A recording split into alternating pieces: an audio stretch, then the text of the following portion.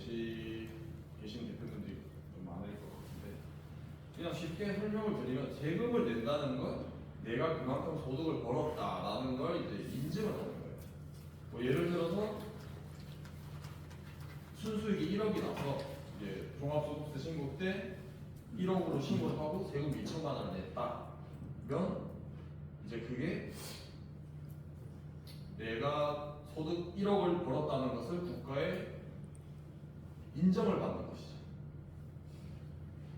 그래서 여기 보시면 이제 뭐 대출 한도도 있고 사업 확장도 이제 마련 이렇게 있는데, 대출을 할 때 어떤 거 볼까요?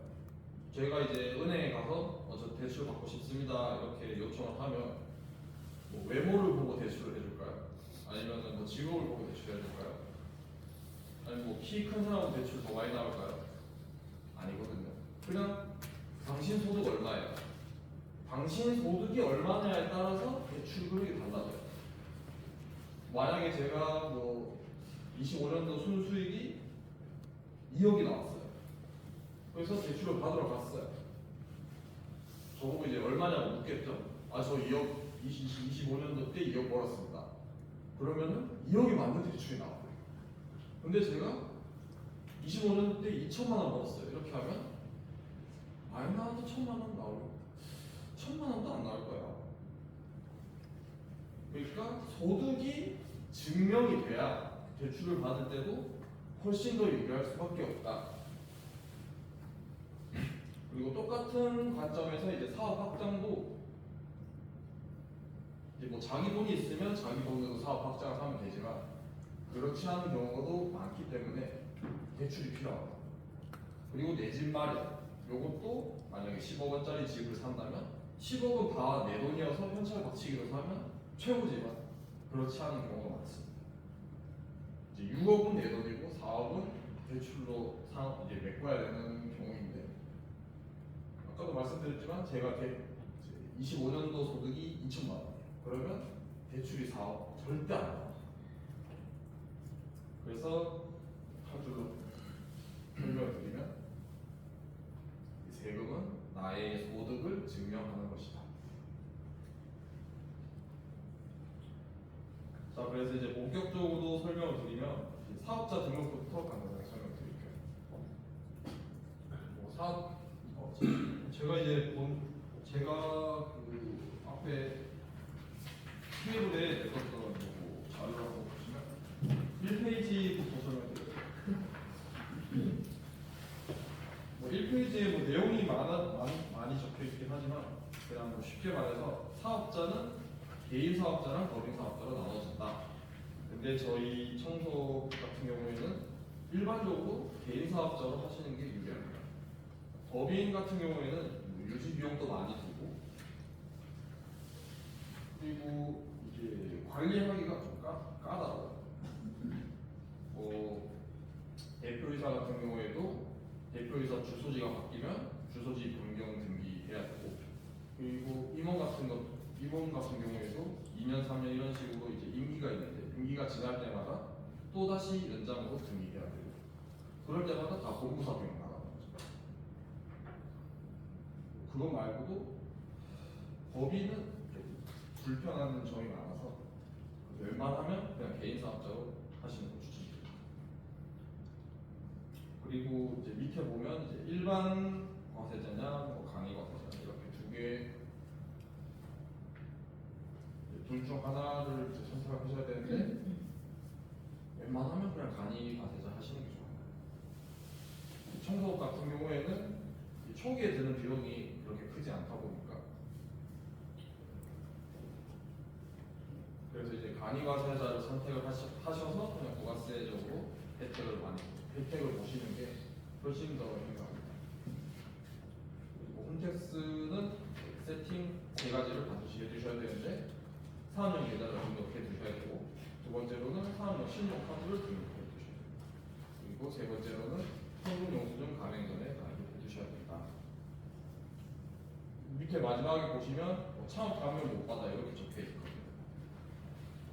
사업용 계좌랑 현금 영수증 가맹점 등록하지 않으면 그 청년 창업 가면 100% 혹은 뭐 75%, 50% 이거 가면 못 받거든요.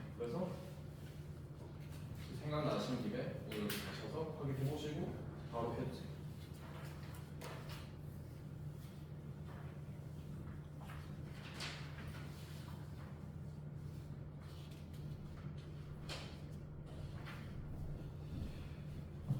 두 번째 파트로는 이제 사업자가 내야 하는 세금 네 가지에 대해서 설명을 드릴 텐데, 이 네 가지는 간단하게 설명을 드리고 다음 파트에서 이제 하나하나씩 좀 상세하게 설명을 드릴게요. 이제 첫 번째 부가가치세입니다. 부가가치세는 고객에게 대신 받아서 그 받은 돈을 고객 대신 나라에 내는 돈이에요. 이거는 대표적인 돈이 아니에요. 고객들이 내야 할 부가가치세를 대신 받아서 대신 납부하는 거예요. 그래서 요거를 다 써버리시면 나중에 부가세 신고할 때 내 돈이 나가는 느낌이 들 거거든요. 그래서 요거는 쓰지 말고 내두셔라. 두 번째는 종합소득세. 이 종합소득세라는 것은 그냥 말 그대로 개인의 소득에 대해서 세금 매기는 거예요. 제가 예를 들어서 매출이 5억이고 매입이 3억이다. 그럼 순수익 2억이 되겠죠. 그러면 그 2억 원에 대해서 세금을 내는 거예요. 당연하게도 비용이 많으면 당연히 세금이 줄어들겠죠. 또 세 번째로는 이제 원천세. 원천세가 무엇이냐면 직원이나 3.3% 알바를 고용했을 때 그 사람들이 내야 될 세금을 걷어서 대신 국가에 납부하는 세금. 그리고 네 번째로는 이제 4대 보험.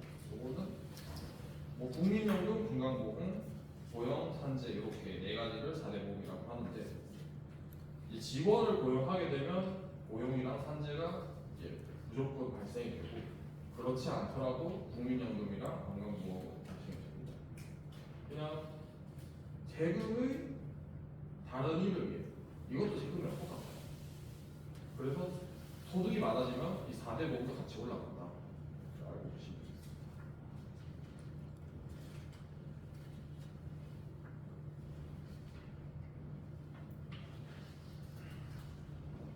그러면 이제 부가세 파트에서 이제 상세하게 설명을 드리면, 부가세가 뭐냐면 아까도 말씀드렸지만 고객에게 받아서 고객 대신 나라에 내는 세금. 그러니까 쉽게 말해서 청소업을 예를 들면 저희가 이제 청소를 하면서 발생하는 부가가치가 있을 거잖아요. 그 부가가치에 대해서 세금 내는 거예요. 그래서 일반 과세자는 신고를 1월 25일, 7월 25일 이렇게 두 번을 따르고요. 그리고 일반 과세자들 중에서 좀 세금이 많다는 분들은 1월 달에 낸 금액의 50%를 4월 달에 또 한 번 내요. 4월 달에 내는 것은 7월 달에 친구하는 세금에서 깎아줘요. 그러니까 4월이랑 10월에 내는 금액은 7월 달이랑 1월 달에 50%를 먼저 낸다. 이렇게 알고 계시면 되겠습니다. 그리고 간이과세자의 경우에는 이제 신고를 1년에 한 번만 1월 25일 이때 신고 한 번 하고, 간이과세자도 마찬가지로 간이과세 그 1월 금액의 50%를 7월에 낸다. 7월에 납부하는 거는 미리 50%를 먼저 내는 거예요. 이렇게 알고 계시면 됩니다.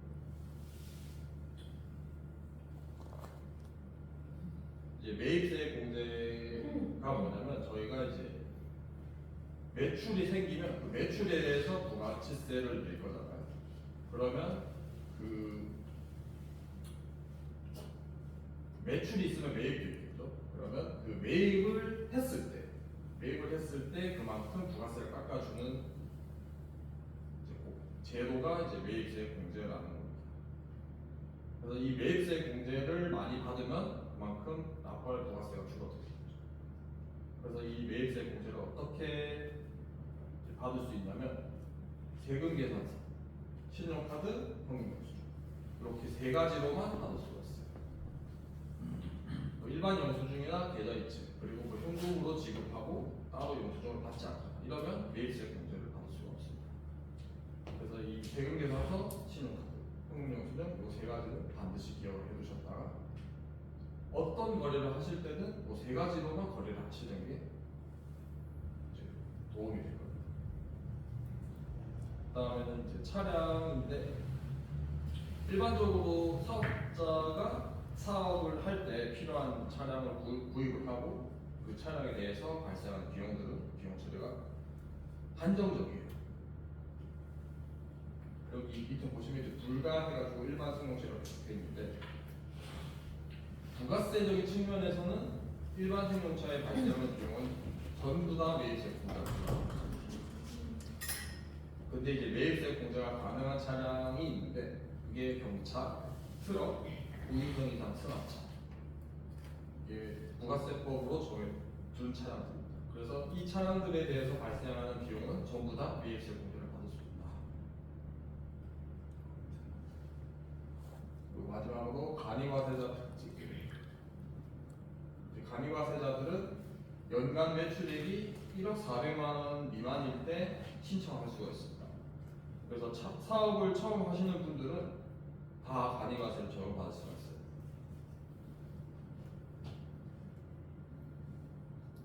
간이과세 배제 지역이라고 해가지고 간이과세가 안 되고 일반 과세자로만 사업자를 낼 수 있는 지역도 있긴 한데 그 지역들은 좀 내용을 다루기가 많아서 물어보시는 분들에 한해서 이제 개별적으로 대답을 해드리도록 하겠습니다. 그래서 간이과세자로 적용을 받으면 연간 매출이 4,800만 원 미만일 때는 부가세가 그냥 0원입니다. 아예 없어요. 그렇다고 하더라도 신고를 해야 돼요.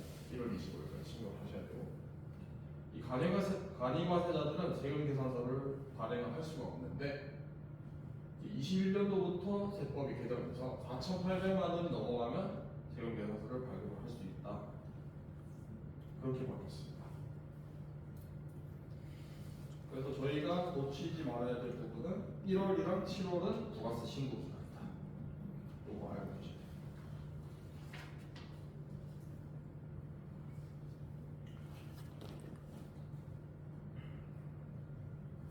다음으로는 이제 종합소득세 편인데 청소업 같은 경우에는 창업 감면이 가능합니다. 이 창업 감면을 적용하면 최대 100% 소득세의 100%가 감면이 돼요. 예를 들어서 제가 이제 청소업을 하고 세금 2천만 원 나왔다. 근데 저는 청년 창업 감면에 해당하기 때문에 100%를 감면받을 수가 있거든요. 그러면 그 2천만 원을 안 내도 되는 거예요. 근데 이게 5년간 적용이 됩니다. 그래서 아직 사업자 등록을 하지 않으셨다면 요 제도를 잘 이용해가지고 세금을 합법적으로 아예 안 낼 수 있으니까 요거를 잘 검토하셔서 적용 받으시는 걸 적극적으로 권장해드립니다. 근데 이 제도의 혜택을 받기 위해서는 밑에 보이시겠지만 사업용 계좌에 등록하셔야 되고 현금영수증 가맹점에 가입을 해두셔야 됩니다. 만약에 이게 등록이 안 돼 있거나 가맹점에 가입이 되어 있지 않다면 2천만 원 세금 내야 돼요.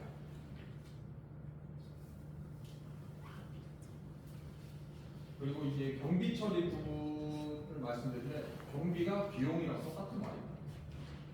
그래서 매출이 있으면 비용이 있을 거고 매출에서 비용을 뺀 금액이 순수익, 그 순수익에 대해서 세금을 내는 건데 비용이 많아지면 당연히 순수익이 줄어들겠죠.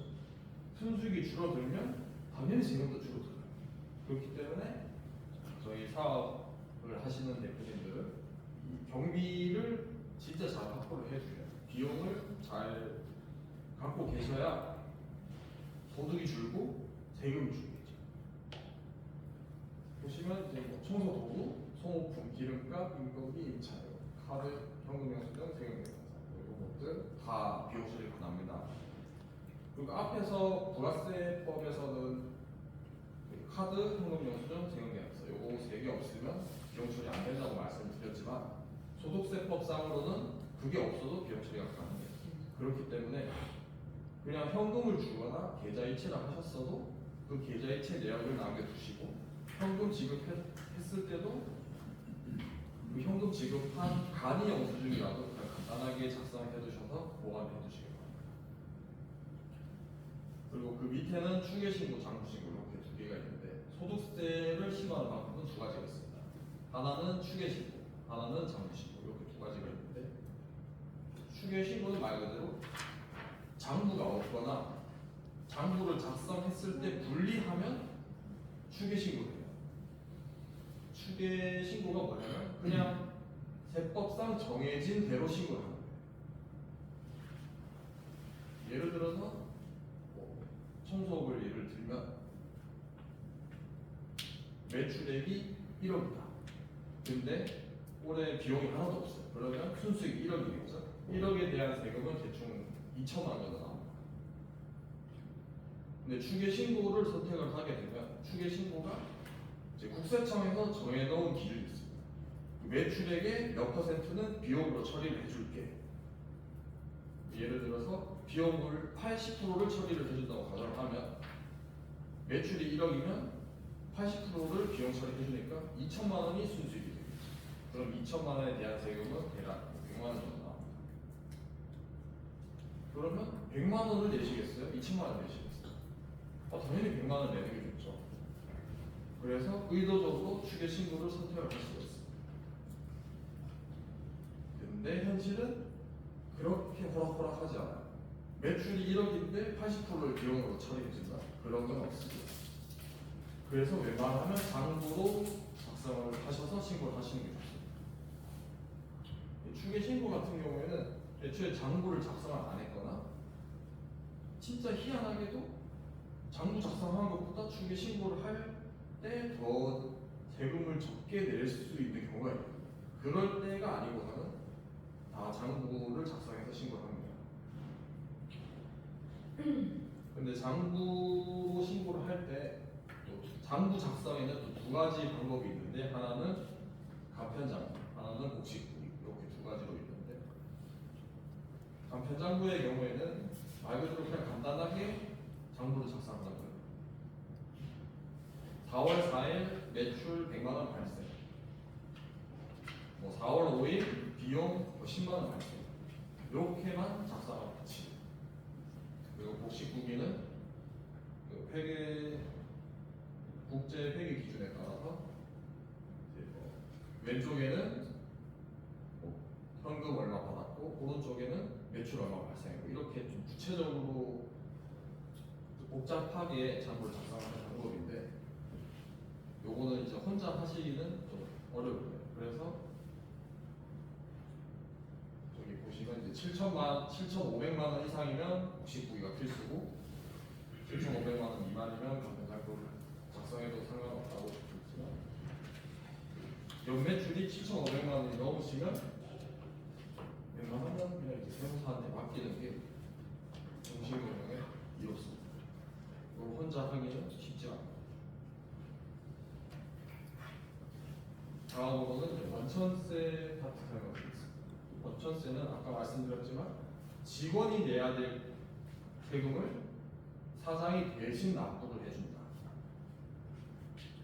요게 원천세입니다.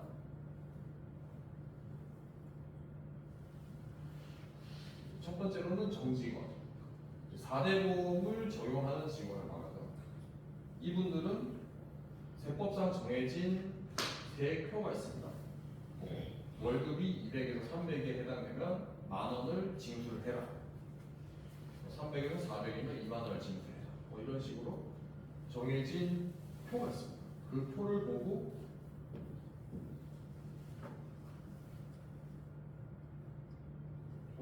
원천 징수를 해가지고 대신 납부를 해 주시면 됩니다.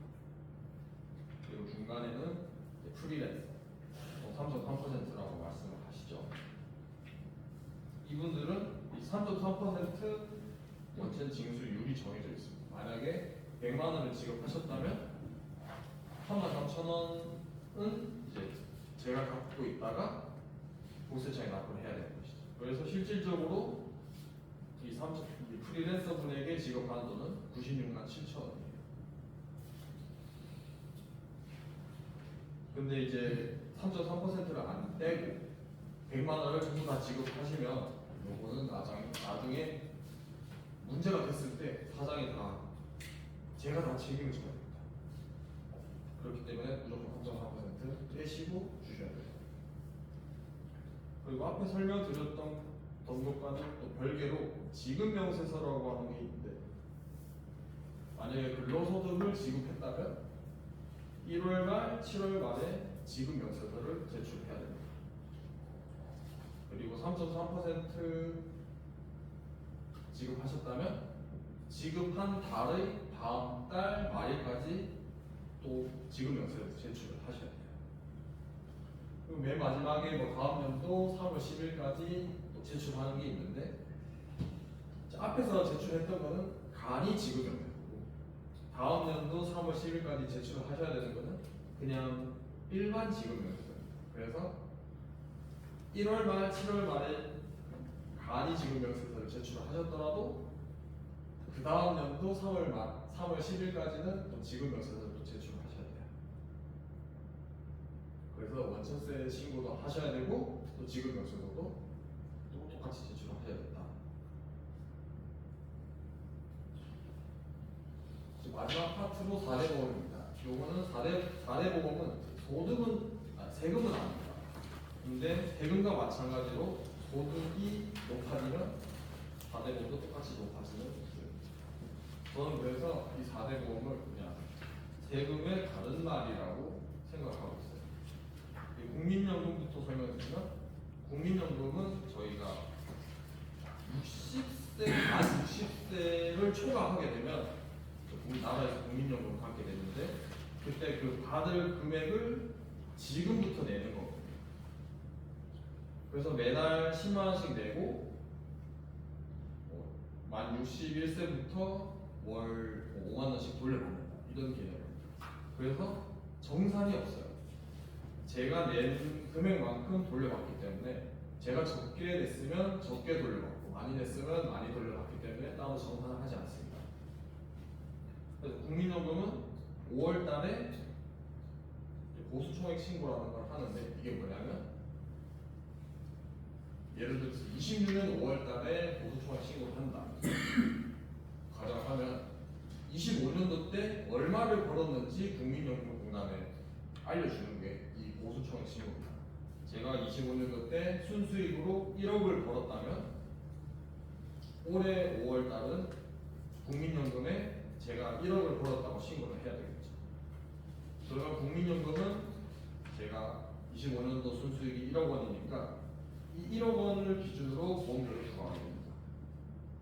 국민연금 같은 경우에는 보통 퍼센트가 8%, 9% 정도 돼요. 그래서 순수익이 1억이면 못해도 800만 원, 900만 원은 국민연금으로 나가게 됩니다. 그 다음으로 건강보험. 이 건강보험도 마찬가지로 이제 5월 달에 보수총액 신고입니다. 제가 1억 원을 벌었으니까 그 1억 원에 대한 기준으로 보험료를 부과합니다. 건강보험료는 8%입니다.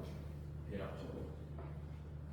그래서 800만 원을 연간 800만 원을 건강보험료로 지급해야 돼요.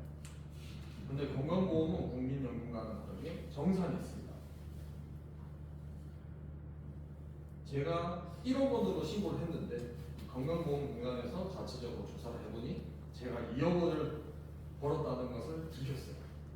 그러면 원래 1억 원에 대한 건강보험료 800만 원이라고 치면 800만 원을 1년 동안 내는 거거든요. 그래서 대략 한 달에 한 70만 원, 65만 원 이렇게 나갈 텐데 65만 원씩 매달 내고 있다가 제가 순수익 2억 버는 거를 지켰으면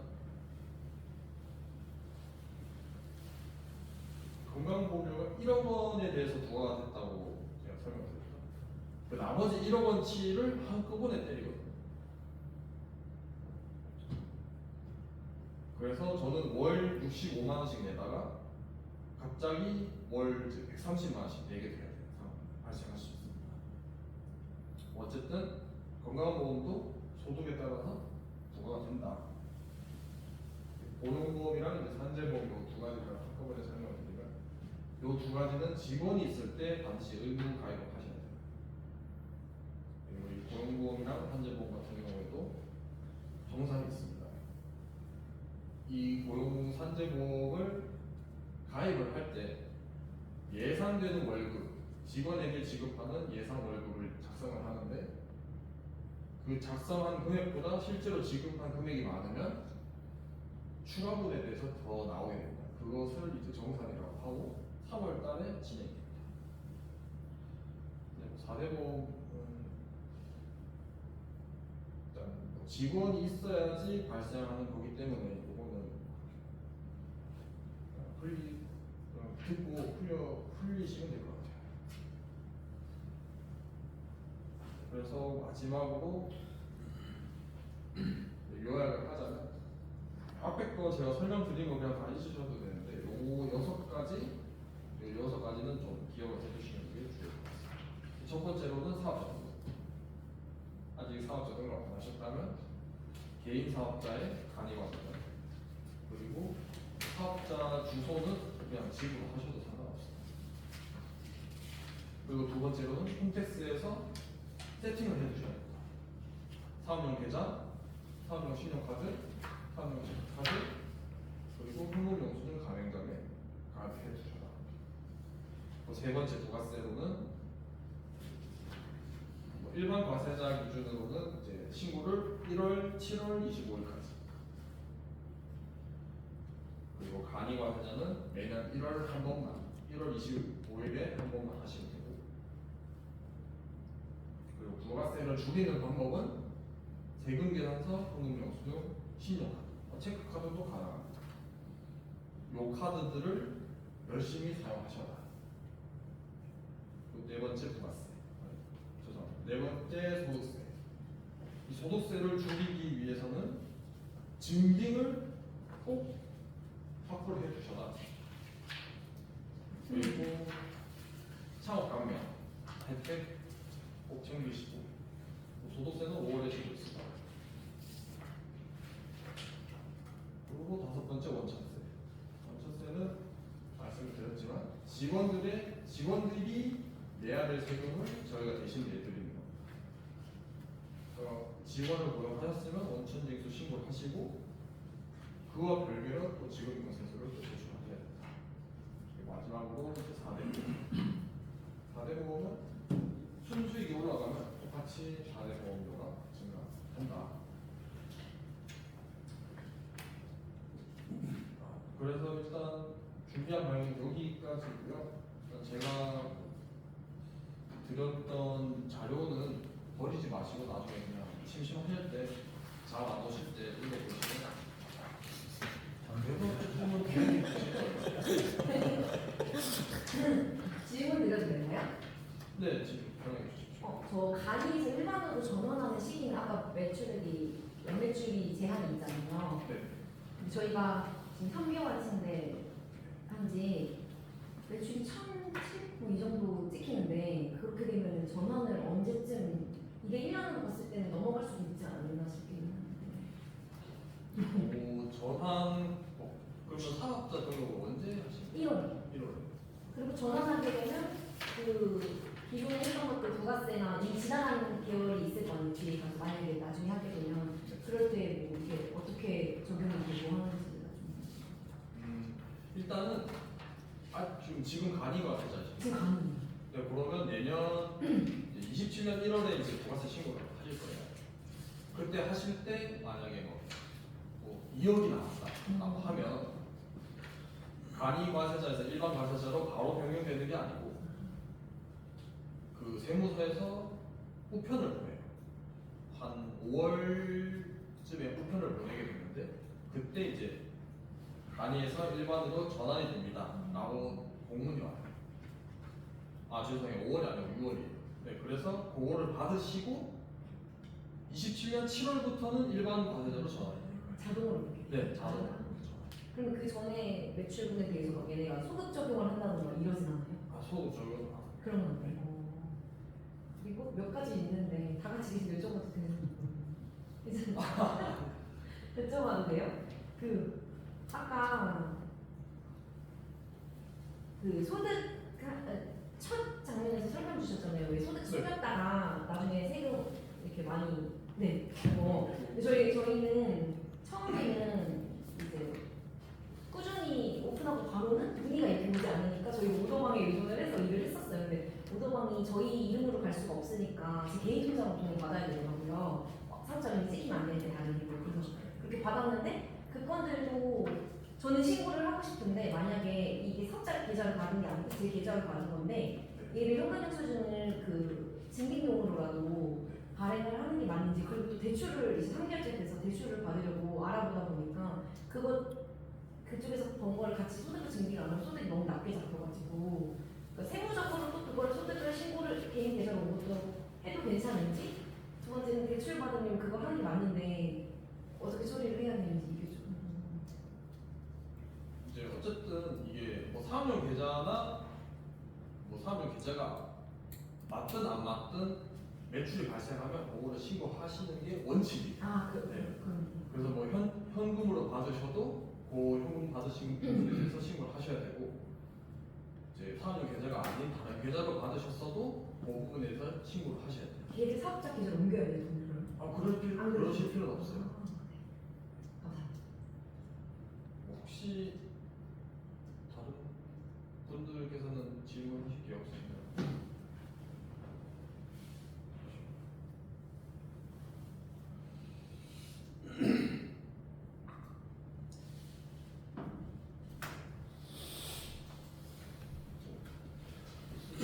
여기서 강의 마칠 것 같습니다. 네, 10분 정도 쉬었다가 다시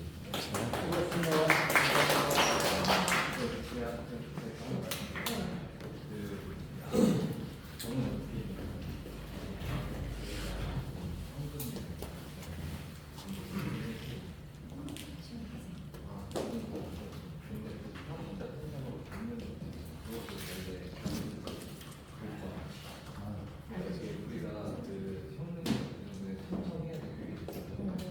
그게 아니면 그냥 사업자 받는 거는 대출 안 하잖아요. 그래서 우리 저희가